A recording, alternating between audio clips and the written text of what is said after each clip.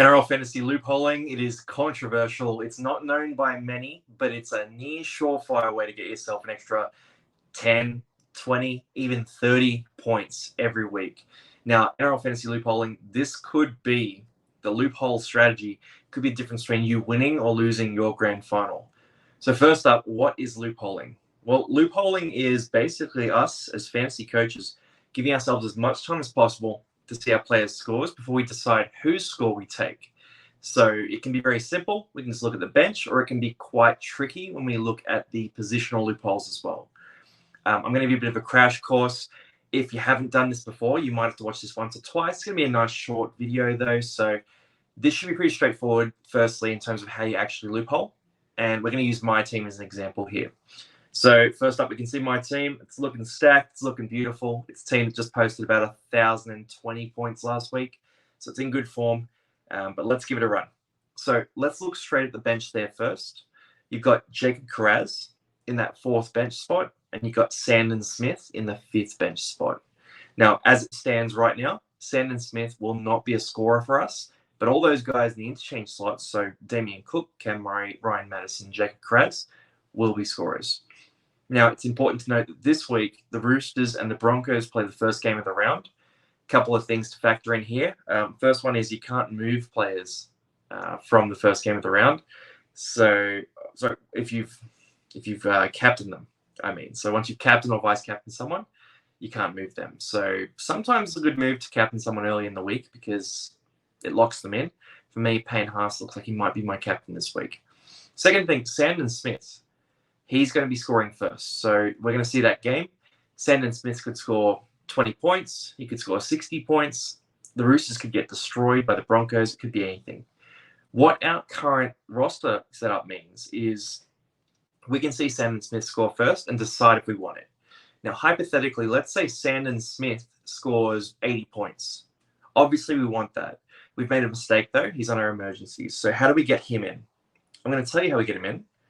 I'm going to bring Sean Johnson, who's on a bye this week, and I'm going to drag him up to that interchange slot. So what happens now is interchange number 4, Sean Johnson, he's not playing. That means that Sandon Smith comes up into that slot. He becomes a player in our team. Now, that's a really basic loophole option there. That's sort of a standard bench loophole.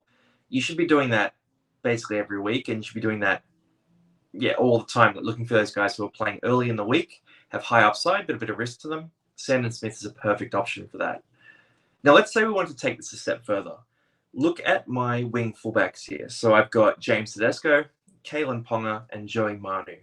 Now, again, Tedesco and Manu, they play in that first game of the round. That is very good news for us as far as loopholes. Do we have other options? Well, we do.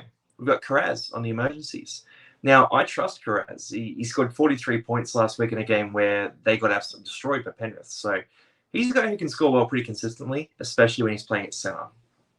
If we wanted to, say, reduce our risk here, what we can do is we can bring Manu off the bench as well, onto the bench here, and bring Rajab into the starting side instead.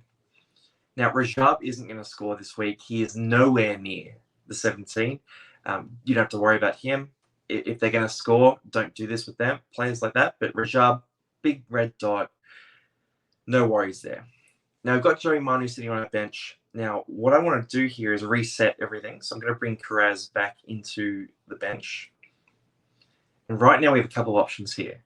So we're going to see what Sandon Smith and Joey Manu scored this week. So Sandon Smith, Joey Manu. Hypothetically, if Sandon Smith goes well, Joey Manu goes poorly, that's great. You know what we can do there? We bring Carraz into the starting side, just like this. And we bring Rajab out. And what's going to happen there is Sandon Smith, his score will count. Joey Manu's won't. Resetting there.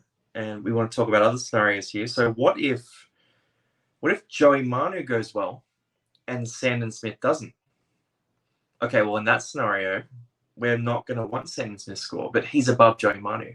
That makes it a bit tricky, doesn't it? Well, not quite. We can actually handle that. So this is a bit tricky. We're going to bring Carraz into our starting side. We're going to bring him in for Kalen Ponga instead.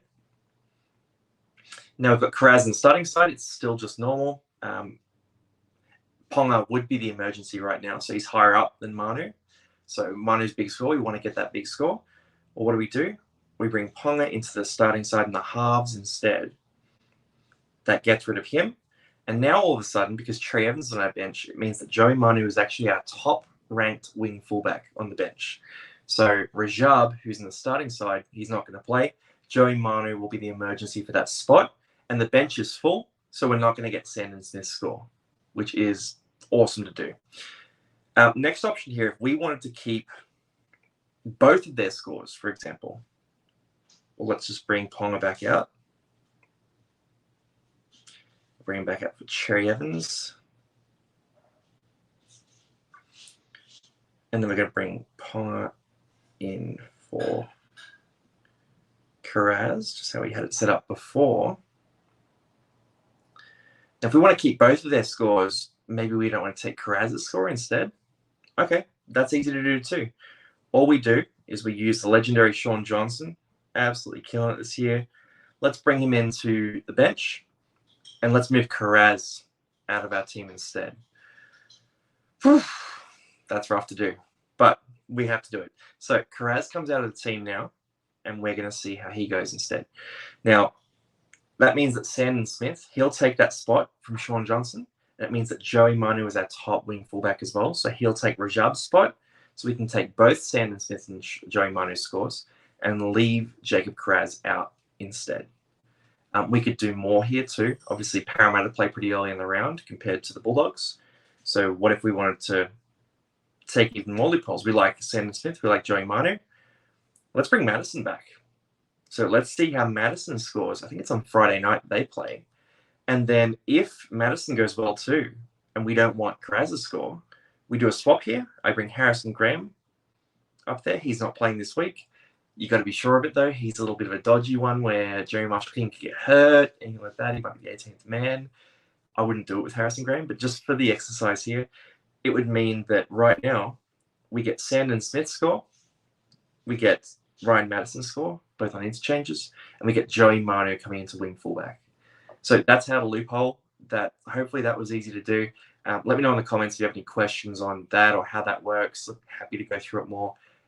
But that's some pretty advanced stuff for you. So if you're a new fantasy player, watch it once or twice because it could win you your fantasy league.